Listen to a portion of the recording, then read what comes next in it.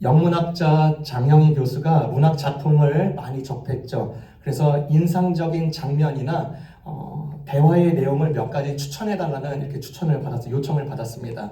그때 이 장영희 교수가 작품 노인과 바다에 나오는 말을 좋아한다면서 이 대목을 소개해 주었습니다. 노인이 죽은 물고기를 지키기 위해서 혼신을 다해 상어와 싸우면서 하는 말이었습니다. 희망을 갖지 않는 것은 어리석다. 희망을 버리는 것은 죄악이다. 그러면서 이 말을 덧붙였습니다. 희망을 보고도 가지지 않는 것은 빛을 보고도 자신을 어둠 속에 가두어 버리는 자살 행위와 같다라고 했습니다. 여러분, 사람은요, 희망을 잃기 위해서 존재하는 게 아니라 희망을 갖기 위해서 존재합니다. 또 희망은요, 밥이 있어요. 밥. 뭐냐면 절망입니다. 절망을 먹고 자라요. 그렇기 때문에 절망도 희망을 위해서 존재하는 것입니다. 오늘 본문에 등장하는 다니엘의 인생에는 희망의 빛이 아니라 절망의 어둠으로 그의 인생을 짓누르고 있습니다. 그러나 그는 어떻게 희망을 잃지 않고 살았는지 우리에게 분명히 알려줍니다. 세 가지로 여러분과 함께 나누도록 하겠습니다. 첫 번째로는요, 역사의 참 주관자는 누구신가입니다. 다니엘이 주전 605년에 1차 포로로 바벨론으로 끌려갑니다. 유다 지파 왕족 출신인 이 다니엘이 이제 겨우 10대 중반의 소년입니다. 10대 중반의 나이에 이스라엘의 국가가 영적으로 무너져 있었고 정치 외교적으로도 상당히 불안정한 시기를 다 겪었습니다. 당시 고대 근동의 최고의 제국인 이 바벨론은 이스라엘을 세 차례에 걸쳐서 포로 작전을 펼치죠. 1차로 이스라엘 포로를 잡아서 이 이송될 그룹에 이 다니엘과 세 친구를 함께 그 그룹에 포함시켜서 이제 포로로 끌고 오는 것이죠. 그 나이 때에 국가가 완전히 멸망당할 직전 상황을 이 다니엘은 다 겪었습니다. 10대 중반에. 부모와도 이별을 해야 되고요. 자신의 고향을 부득이하게 떠나가야 되고, 자신이 왕족 출신이라는 타이틀도 이제 종이짝에 아무런 쓸모가 없는 것입니다. 이렇게 어린 나이에 인생이 파산될 뻔한 상황을 직접 겪으면 정신적으로, 심리적으로 타격이 어마어마합니다. 아마 현대의학 용어로 PTSD도 직감적으로 굉장히 많이 겪었을 것입니다. 여러분, 우리의 앞세대가 한국 전쟁을 어려서부터 겪었던 사람들의 얘기를 들어보면 아직까지도 그 앞의 상황이 아직도 그 눈앞에 아른거리고 트라우마로 남아있는 경우가 굉장히 많다고 합니다. 이렇게 심각한 정신적인 충격과 무너짐 속에 다니엘은 어떻게 타국에서 굳건한 신앙인으로 살 수 있었을까? 그리고 오늘날까지 우리에게 전해온 이 정경으로 남을 정도로 그 모든 여건들을 극복할 수 있었을까? 그것이 우리에게 던지는 질문입니다. 다니엘이 포로로 잡혀왔을 때는요, 그 유다의 여호와킴이 유다의 왕으로 통치하던 시기였지만 이 다니엘의 신앙의 뿌리는 그보다 앞선 그 여호와킴의 아버지 요시야 왕의 시대에 놓여 있었습니다. 이 요시야의 왕, 여러분 잘 아실 것입니다. 이 요시야 왕은, 유다의 왕은 어린 나이에 왕이 되었죠. 이스라엘의 성전 수리를 명령했습니다. 성전을 수리하다가 그 과정에서 잃어버린 하나님의 말씀, 율법책을 발견합니다. 학자들은 그 율법책을 신명기라고 추정을 합니다. 율법의 말씀을 이것이 무엇인지 선지자들이, 서기관들이 읽어봐라 듣는 와중에 이 왕이 옷을 찢으면서 회개하면서 우리가 정말 잘못 살았구나. 그리고 약 18년 동안의 이 말씀, 하나님의 말씀 중심의 개혁을 단행합니다. 다니엘은 바로 이 말씀 개혁의 한복판에서 태어난 자라난 세대였습니다. 그의 어린 시절은 하나님의 말씀을 읽고 듣고 가르쳐지고 삶으로 요청되는 시절이었습니다. 얼마나 축복된 시간이었을까요? 그러나 요시야 왕이 죽은 뒤의 상황은 급변합니다. 그의 아들 여호아스는 이집트에 의해서 3개월 만에 폐위되고 죽음을 당하고 뒤이어서 왕이 된 이 여호와킴 역시 하나님의 말씀을 따르지 않습니다. 결국 여호와김의 3년에 바벨론이 침공해서 유다는 무너지고 다니엘과 그의 세 친구들은 포로로 끌려가게 됩니다. 그러니까 이 다니엘을 봤을 때 다니엘은 한 세대 안에서 그의 짧은 여정 속에서 10여 년의 시간 속에서 말씀의 부흥과 말씀을 버린 결과로서 멸망을 모두 목격한 증인이 다니엘이었어요.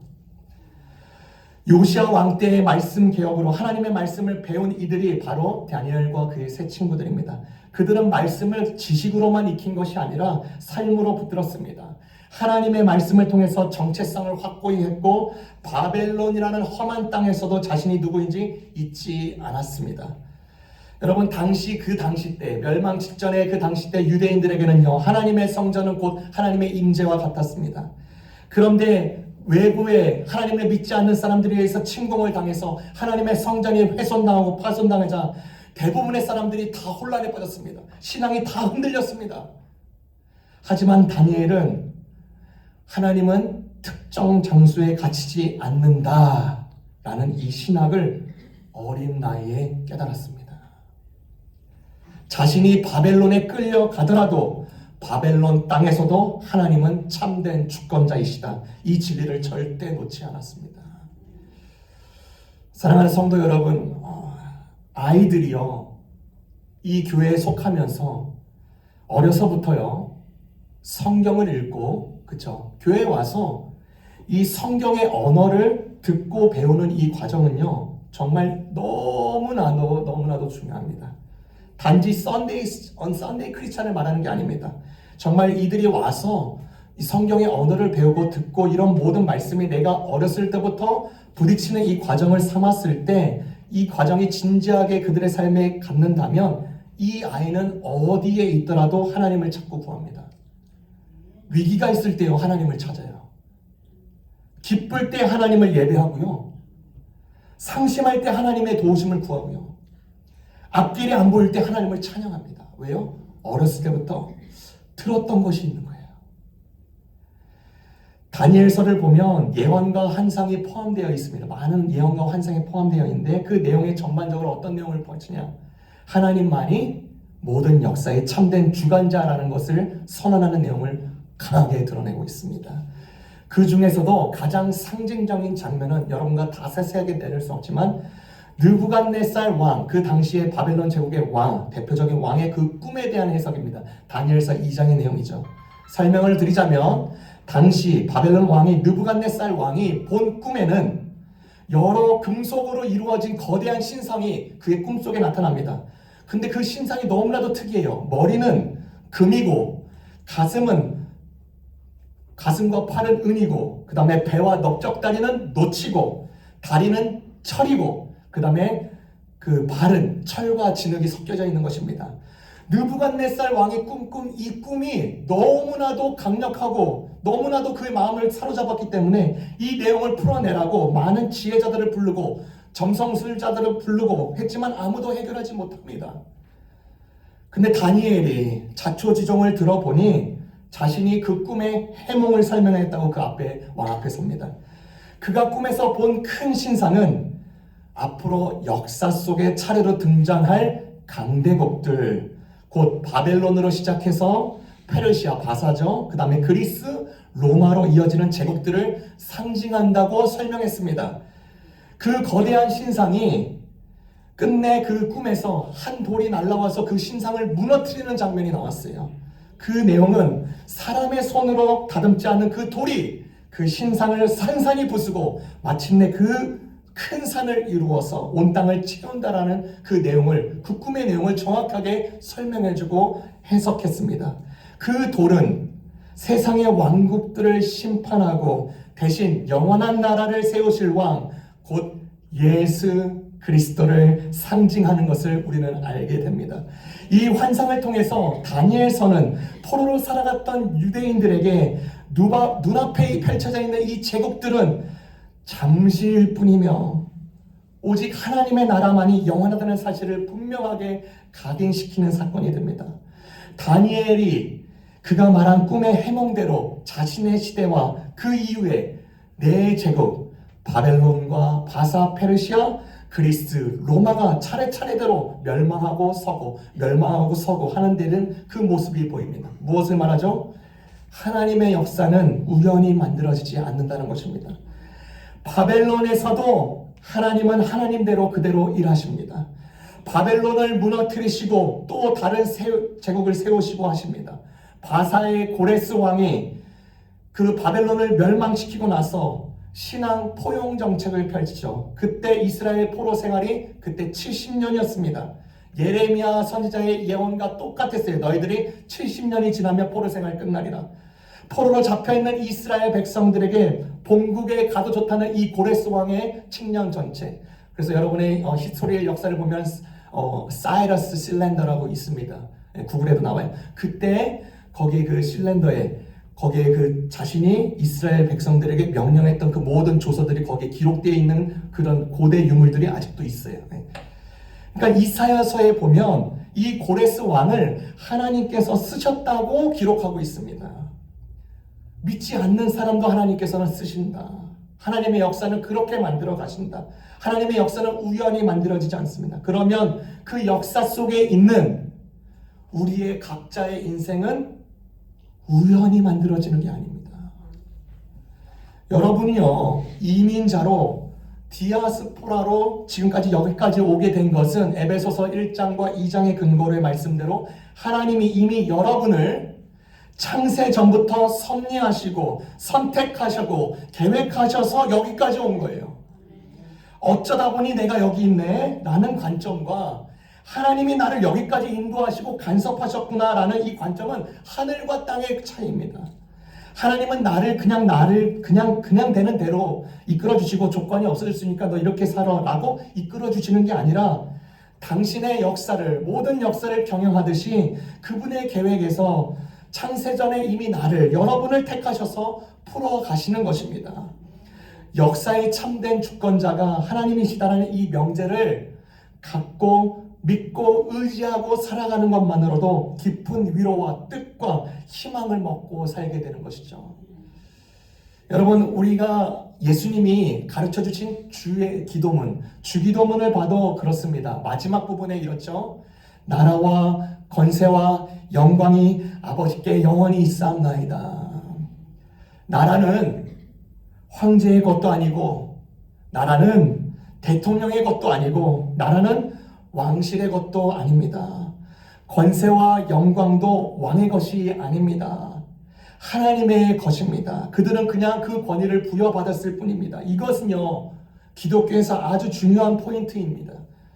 역사의 참된 주관자가 하나님이시라면 그 역사의 수레바퀴 속에 그 가난한 그 축을 이루고 있는 나라와 권세와 영광도 같이 맞물려 가는 것입니다.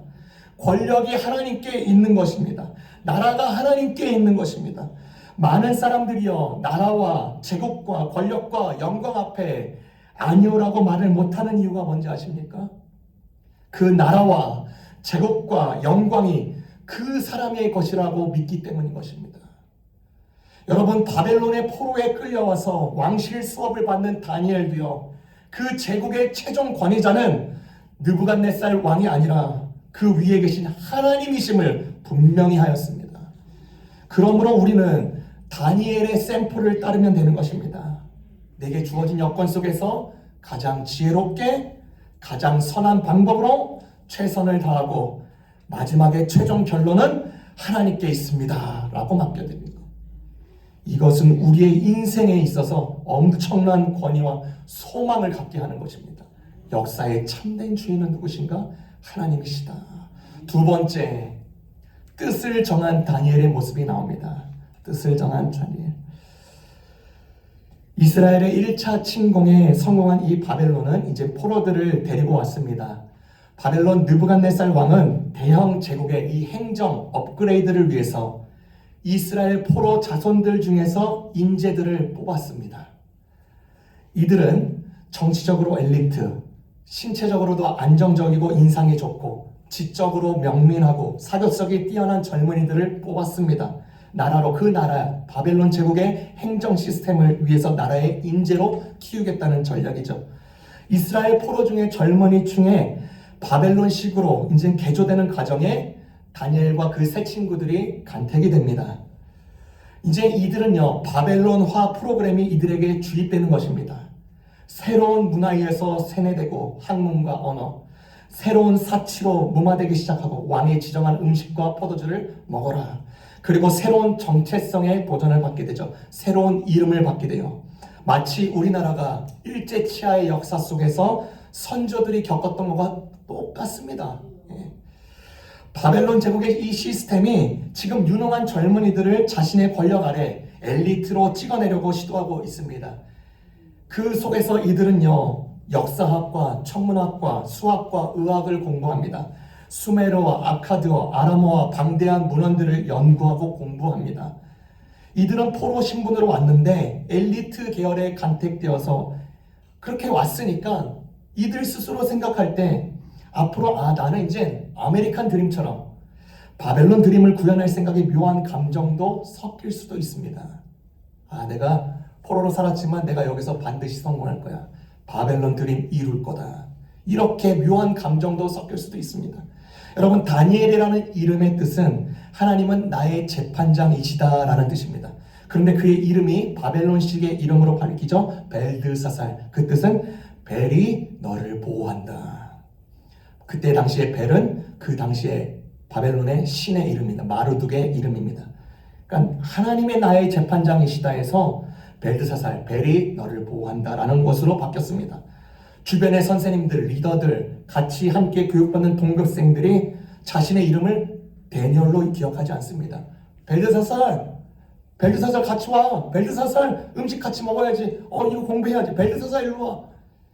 완전히 바벨론 사상 교육에 더불어 다니엘이라는 인간은 이제 완전히 지워지는 것입니다. 바벨론의 이 주조된 틀이 지금 바벨론이라는 인간을 짓눌러서 그 주조된 틀 가운데 새로운 엘리트라고 탄생시키려고 하는 노력이죠. 매일 교육받는 바벨론 사람들의 사상들, 행동사항들, 그것이 이제 매일매일에 자주 보고 듣는 것이 되어버리는 이 다니엘의 삶. 여러분, 어리면 어릴수록 흡수력이 좋기 때문에 다니엘은 정말 나는 이제 벨드사살로 살아갈 수밖에 없는 운명에 처인 것이죠.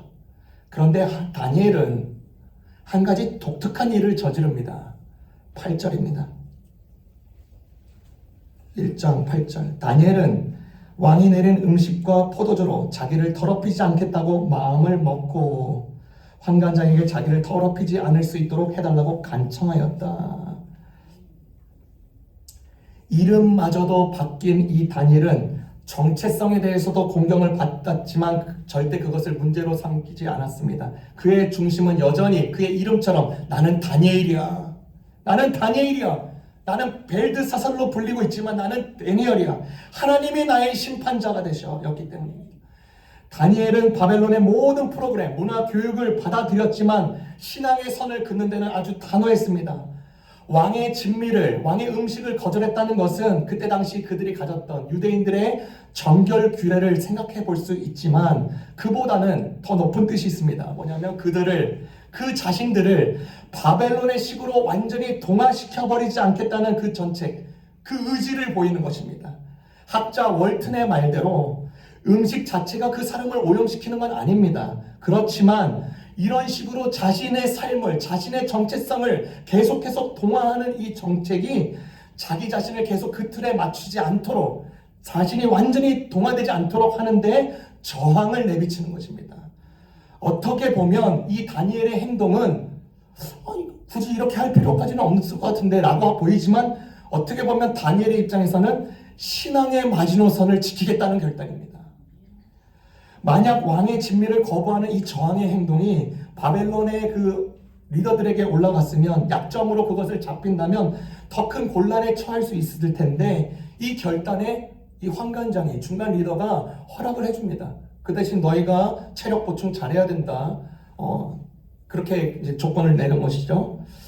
다니엘과 이 세 친구는 우상에게 바쳐진 음식을 취한다는 그 뜻을, 취하기보다는 그 뜻을 정하여서 거절한 거죠. 우상에게 바쳐진 그 음식을 먹지 않고 뜻을 정하여서 이 바벨론의 이 모든 동화 정책을 완전히 거부하여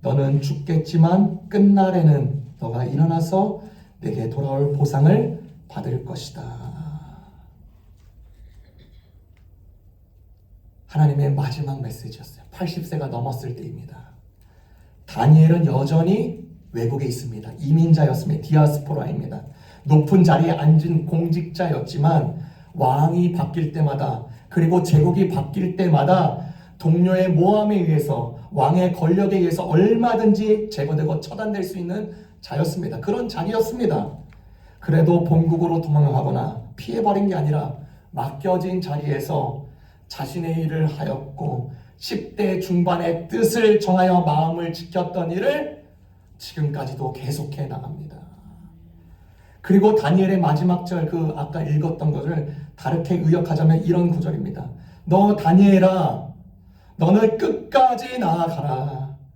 마지막 때에 너는 안식을 얻을 것이고 너의 몫을 누리게 될 것이다.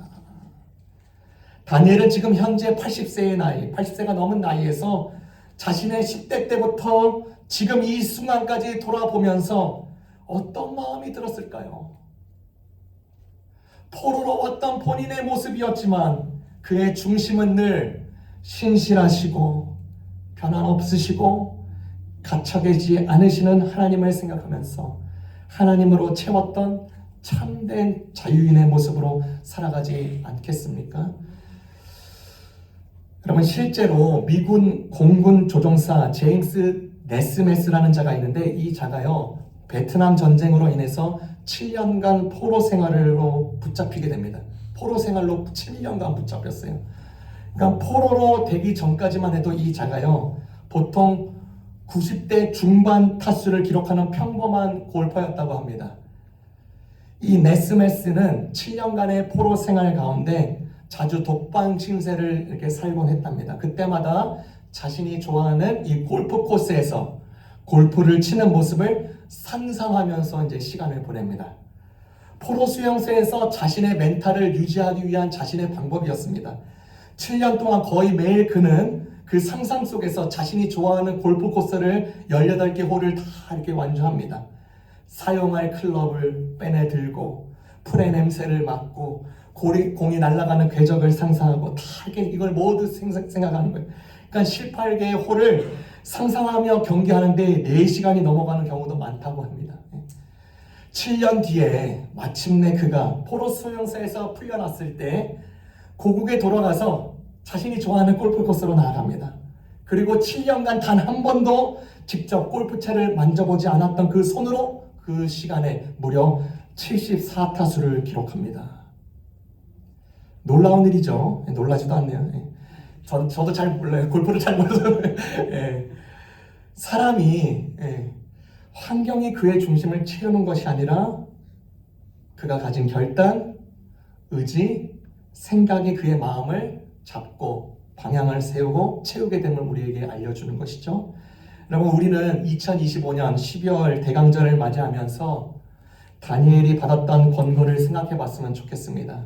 고통이 짓누르고 굴욕의 순간이 오고 내 목숨이 끊어질 듯한 모함이 있을 때 하나님은 변치 않은 영원한 반석이시고 나라와 영광과 권세가 영원히 그분의 것임을 믿는 것입니다. 4개국의 바벨론, 바사, 그리스, 로마 4개국이 지나고 또 여전히 지금도 나라가 생기고, 그렇죠?